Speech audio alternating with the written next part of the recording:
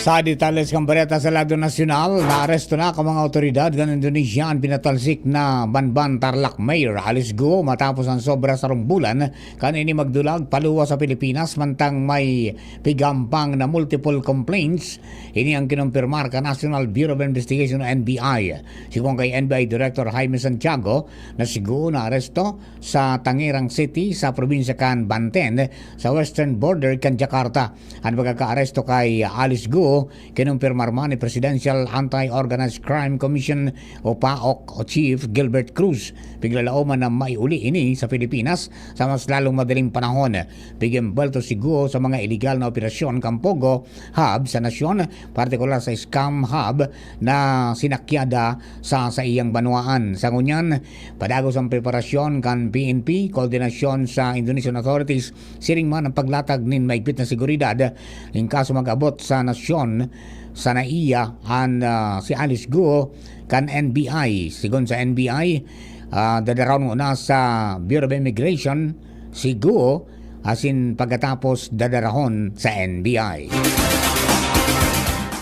Kulang ang nakatagamang pondo para maipautob kan Commission on Human Rights o CHR ang mga leyes aro kan Anti-Enforced or Involuntary Disappearance Act of 2012 sa budget hearing kasuhapon. Sinabi ni CHR Chairperson Richard Palpak Latok o Palpal Latok na maski ang 1.1 bilyon pesos na pondo na pigtagama digdi para sa taong 2025 mas halangkaw nin 13% sa budget kaining 981.3 milyon pesos ngunya na taon, bako pa man giraray ining supisyente.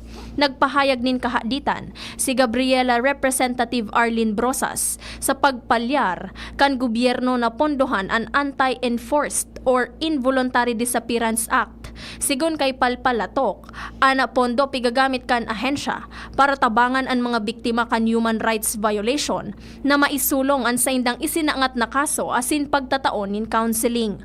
Poon sa 16 milyon pesos kan taong 2023, ang pondo kainingunyan nasa 3.8 milyon pesos na sana.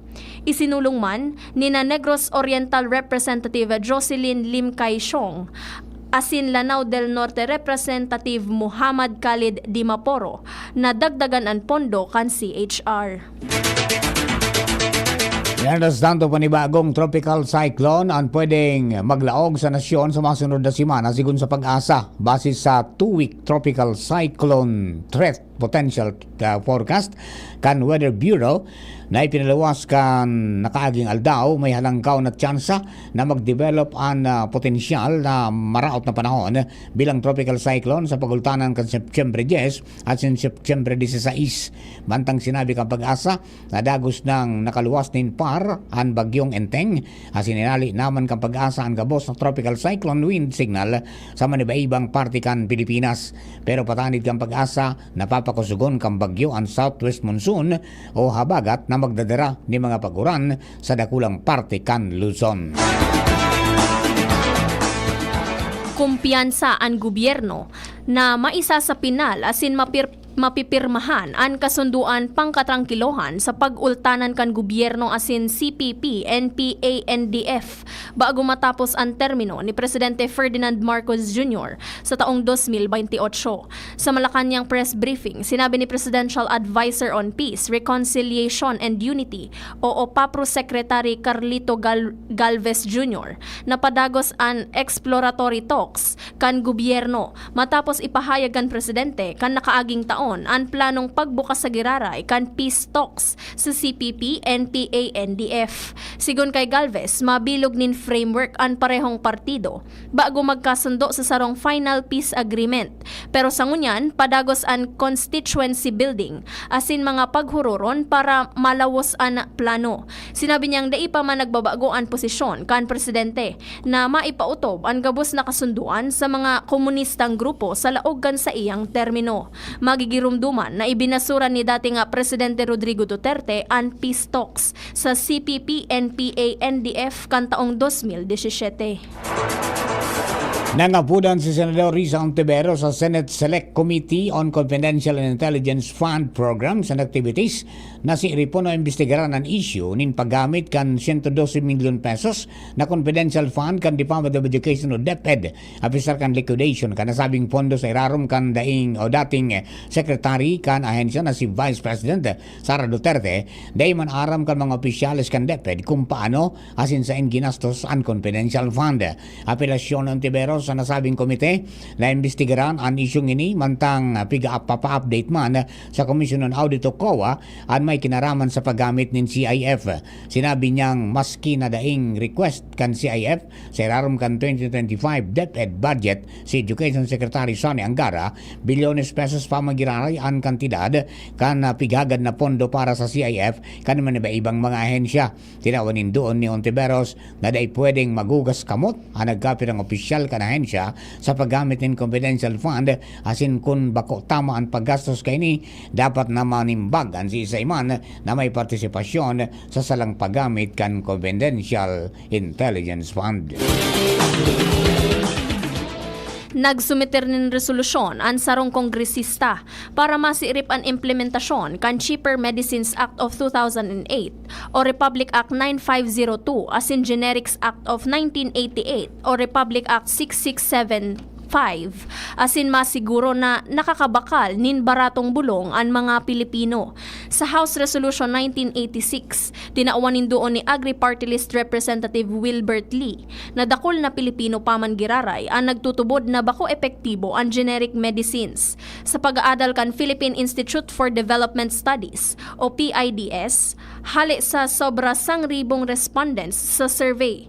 7% sana ang nakakaaram nin tamang kahulugan kan generic drug asin 48% ang nagtutubod na ang generic drugs bako kasing epektibo kan mga branded. Sa selebrasyon sa nasyon kan Generics Awareness Month, nangapudan sili sa Department of Health o DOH, Department of Education o DepEd, Philippine Information Agency o PIA asin Department of Interior and Local Government o DILG. Napakusugon ang pagpapalakop nin impormasyon katakod kan generics drug na epektibo maski mas barato ang presyo kaini. Sa bareta niya to sa ibang nasyon, sobra 120 katawo ang nagadaan sa pagbalo na pagdulag kan mga inmates sa pinakadakulang prison facility sa Democratic Republic of Congo. Sigong kay Interior Minister Jacquemain Shahani Luku Bihango na binalo kan mga preso na magdulag sa Makala Central Prison sa Kinshasa. Iguang totalmente 129 katawo na ang nagadaan kung sa 24 digdi. Iyo ang nagadaan sa warning shot kadaklan sa mga biktima nagadaan dahilan sa pagsurusuan asin suffocation bantang ang ibang mga babayi iyo ang linupigan.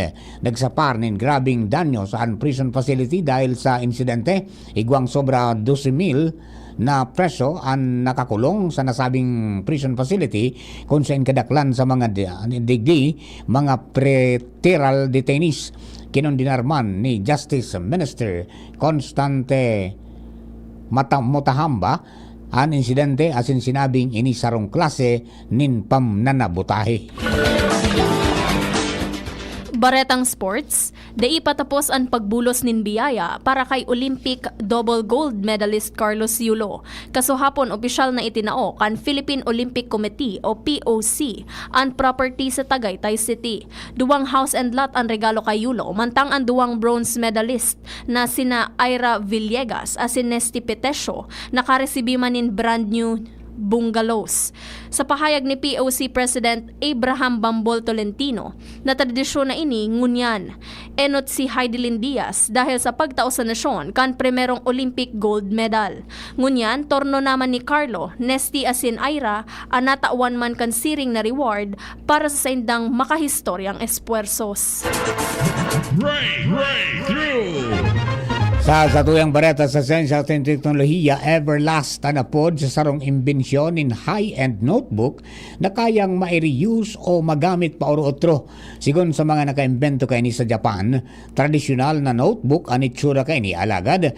Kung bubukliton mo ang mga pahina o pages, kakaibang marhay ini kumpara sa nakasanayan na notebook na pigagamit ka mga estudyante. Ang Everlast pwedeng gamitan nin maski anong ballpen asin sa paagi sananin sarong tagdo nin tubig kaya ining mapunas in an instant. Ang Everlast konektado sa Rocketbook application tanganing mas save ang gabos na isusurat bago punason. Ang Everlast pwedeng mabakal sa kantidad na 30 sagod sa $35. Yang naiiba. Dinakop kan Italian police ang sarong barbero sa Italy matapos mabistong pigagamit kaini ang sa iyang barber shop bilang front sa iyang drug dealing business. Haloy nang nakakaresibinin report ang mga otoridad na may drug dealing activity sa Foshay District sa Genoa City. Alagad wara man sinda nin makusog na lead kung sain ini nangyayari. Kung kaya nagtaltag sinda nin surveillance team. Saro sa mga team ang nakareparo na may sarong barber shop na paurotrong duduman kan mga kalbo asin wara nin Barabas. Sa investigasyon kan mga otoridad na pag-arama nakadaklan sa mga customers sa nasabing barbershop ang nagduduman para sa droga. Kan mapatunayan na drug dealer ang 55 anyos na barbero, tulos na ni raid ang harong kaini asin nakua ang nagkapirang gramo nin hashish digdi. Sa mismong barbershop naman, nakuha ang 100 grams nin cocaine asin iba pang drug paraphernalia. Sa presente, nakakulong sa Marisi Prison ang barbero asin nagahalat kan sa iyang sintensya. September 4 kan taon 1943 kan inisponsoran o isinulong asin pinirmahan ka mga Hapones ang 1943 Constitution na minaratipikar sa kapisanan sa paglilingkod sa bagong Pilipinas. Sarong organisasyon politikal na pigtutugutan kan panahon kan pananakop ka mga Hapones. Lelan digdi nagkaigwa ang Pilipinas nin Second Republic poon ka 1943 sagod 1945 gunsain pigdesignar si Jose P. Laurel Sr. bilang presidente. Sa sitwasyon po kang Bulkan Mayon sa Ngunyan Aldao, padagos ang monitoring kan Philippine Institute of Volcanology and Seismology of PHIVOLCS sa mga aktibidad kan Bulkan Mayon. Sa update na ipinaluwas kay ni kasubagong aga, nagkaigwanin sarong rockfall event ang bulkan sa nakalista 24 oras, nasa 472 tonelada ang pigbugang asupre o sulfur dioxide. Kasabay ang paramentas man na pagubag kam bulkan o ground deformation. Sigon sa PHIVOLCS, mantinidong nasa alert level 1 ang Bulkan Mayon ngunyan Aldao, bantang pigubawal pa manggirari ang paglaog sa 6 km permanent danger zone asin ang pagpapalayog nin anuman na klase nin aircraft harani sa ngimot kini.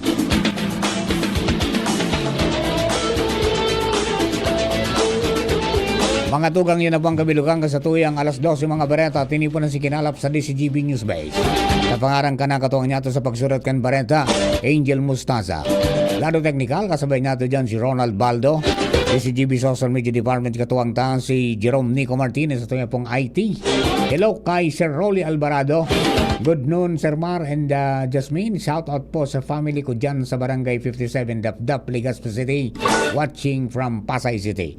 And siyempre sa mga nag-ataway po sa 729 kHz sa pitang ka mga radyo sa DCGB Social Media Department sa satuya pong DCGB News Online Facebook page, DCGB Legazpi Live YouTube channel, asin man sa DCGB Live app. Kaya doon po ka boss, kami ang mga naging insaindong tagapagbareta.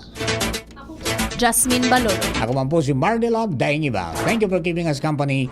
God bless the Philippines. Sa indong nadangog ang mga darakulang bareta ngunyan Aldao. Ang tabayan ng giraray sa aga ang sarupang edisyon kan DCGB Bareta alas 12. Abangan ang masunod na programa. Kapag nagkakaedad